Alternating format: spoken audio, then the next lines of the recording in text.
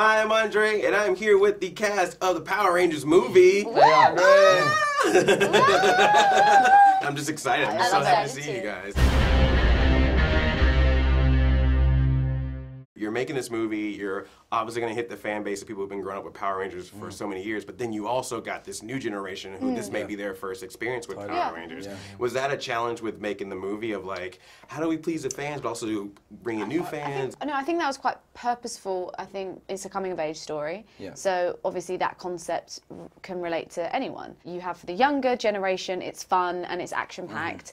For the older generation, there's the nostalgia, things in there for them that I think are going to surprise them and things that they know about. And then you've got the people that maybe aren't Power Ranger fans, but I think they just enjoy the movie for what it is and the story that it tells and hopefully the characters in it. So are you saying we may see some references to things from Power Rangers past? Like There's definitely some eggs, some little Easter eggs in there. Yes. There's some eggs, just some eggs. Just some eggs. Just a bunch of eggs. Some are scrambled. Dinosaur eggs. Eggs.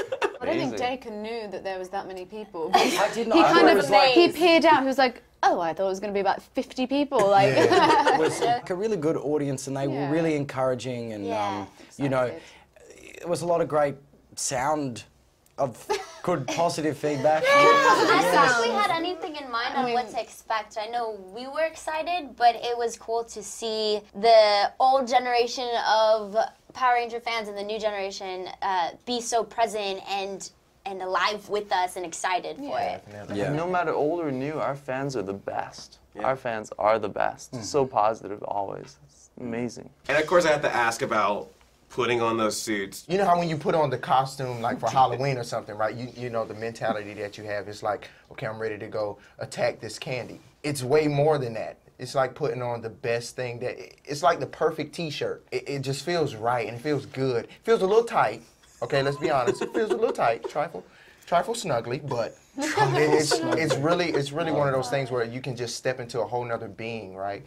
And it's like, I can't fly, but I wish I could, just so I could be in the suit and jump this high or arm wrestle DACRE. It's like, why do people love dressing up as superheroes, cosplay, all these kind of things? Because it makes you feel like somebody else. It makes you feel like you're capable of something bigger, and we just bring that to life through the film. when we become Power Rangers, the suits almost, it's like a different body. Like an alter ego. Yeah, exactly. So it's like the body is an alter ego as well. It's like Beyonce and Sasha Fierce. You know what I mean? That's what we are as exactly. But you know, we're kids in high school. But David Bowie, Ziggy Stardust. So Beyonce, if you know, for the sequel, we might have to bring you in as a Power Ranger. we would accept that. Now, with Power Rangers, like in the past, it was like, we need teenagers with attitude, but these teenagers with attitude were like, we're good students and we help at the youth center and everything like that. Not too many good students. Yeah. We looking at this trailer, I was like, Jason's got something on his ankle there. We got evil things written, which who's gonna make fun of you? See, that's the difference between Becky G and Trini. See, Becky G gonna get Inglewood on something. Trini is still learning about herself and still figuring things out. And when I went into the final casting and I met with Dean, he was asking me more like about my upbringing and like my experiences in school. And I actually was bullied in school. And so it was so easy for me to tap into that when I was filming certain scenes in Trini's storyline in the movie that obviously is really relevant to real life and what teenagers go to. The attitude just being real, I think, and that's what we're trying to get at for these characters in this movie, is these kids deal with real problems, and they're real kids, and they're not just, you know, goody two-shoes that happen to find a power coin and become even better than before. Nothing wrong with that. Nothing wrong with it. But I just thought it was interesting that, like, you know, with this movie, you guys are trying to get this sort of backstory in depth. Yeah, a lot of exactly. layers. Yeah, definitely. It's like in the beginning of the movie, you see these people, you know, that you would put in these certain categories, like, oh, that's who this is, that's who this is. But we're like books, and you just open that page and you just keep, you know, flipping through, and then you find out there's so much depth to these characters. Since we know each other so well, right? You would see some of us as like RJ, Becky, Nate, you know, you would see that come through. Like when you're sitting in the cinema or at home, on your phone, wherever you are, and you're seeing characters that are really real. You know, they're fleshed out, and that's interesting. And then you drop the action superhero element into it, and you're looking at the best of both worlds. You know, you've got your drama and your action, And as a viewer, for me, that's the most entertaining thing to watch because it's real. You know what I mean? Yeah. That and the six-packs that DACRE showed off in the trailer a little bit if you watch I might need some tips from you guys about that. That scene that's in the trailer, you know, that was like for a day.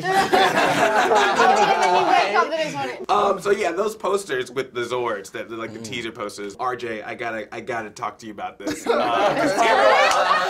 else is doing their pose and all that, and then you were just like, "What's up, girl? I'm on the Zord." It was. Yeah. All right, so when I was in the suit during this film, the shooting of the photos. Yeah. What happened was that shot wasn't even one that I took seriously, right? So it was like, all right, RJ, we know this is the beginning, so let's play around with it, have some fun. I was like, cool! So I'm bouncing around different, poses or whatever. And then I just thought, like, how would Billy look at, like, a thesaurus? Or how would he look at a compass that really had a lot of trinkets? And so I was just like, that's a nice piece of artwork right there. And it worked. And so now everybody, I get all these comments like, oh, this is his sexy pose, or some people are like, why is Billy trying to be sexy? That's not Billy. I'm like, shut up. Oh my goodness. Like, it's not the pose to be sexy, it's just him chilling. Billy was checking out a Zord like RJ checked out girls. Wait. See that? Kinda. It's like you sitting on your Jetta. Oh yeah.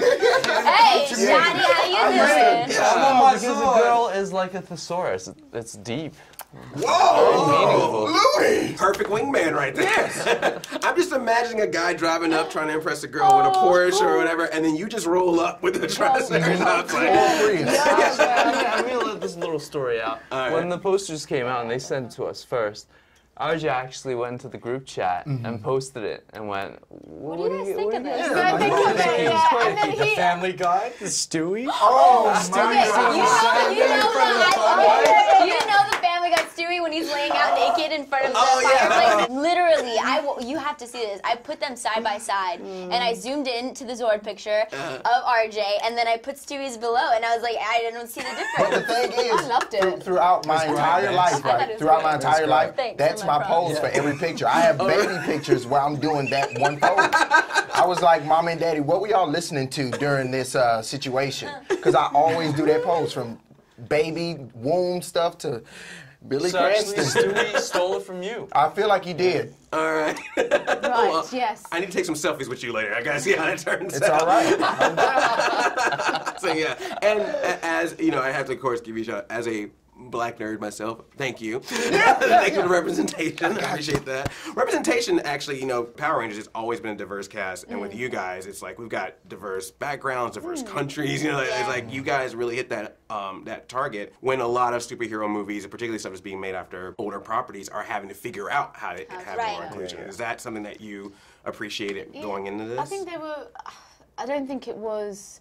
Intentional in terms of which colour should be what colour, what race or what ethnicity, but I think it was purposeful diversity, definitely. I think what that shows is it's about the personalities of the kids, and personality doesn't necessarily correlate to a race. It's a personality.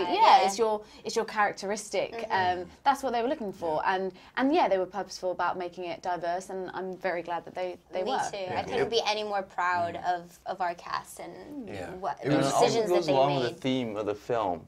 How it's a modernization of the original story. As you see outside right now, like in a school, it's just multi-ethnicity, multicolored, and the world's becoming smaller and smaller, right? We're having more collaborations with other countries in terms of art and culture and everything like that. And you can't, it's inevitable. I mean, you can't imagine a future where all these borders remain the same and still exist. Everyone's going to mix and mingle, and that's I think wonderful. Also, even with the different ethnicities, I think there's no playing to the stereotype.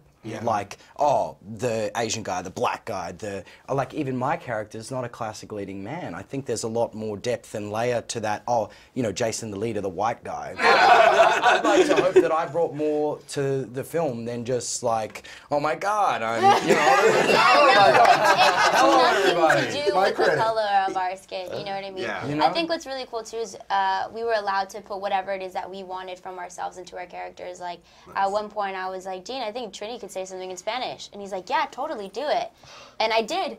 And it felt cool and it felt natural. It wasn't forced because I'm the Latina Power Ranger. It was because like I felt like in that moment it could be cool, and I did it, and it played really well. Yeah, it was a really great thing that I seen. That it was like when we got the character breakdowns, it was no ethnicity. Like, oh, we're looking for African American for this. It was just like they just booked actors that fit the bill. You know, it kind of, you know, you get the comment, oh, this person is supposed to be this, like Zach is supposed to be the cool black guy. I'm like, you saying that Asian guys can't be cool? Like, Louis wanted to I'm taking notes right now. Rudy's one of the coolest people you will ever meet in your life, you know? And it's just like, you know, I love the fact that this Power Rangers movie really kicked down all these walls and barriers of like, oh, every nerd wears glasses. No, people who have bad eyesight wear glasses.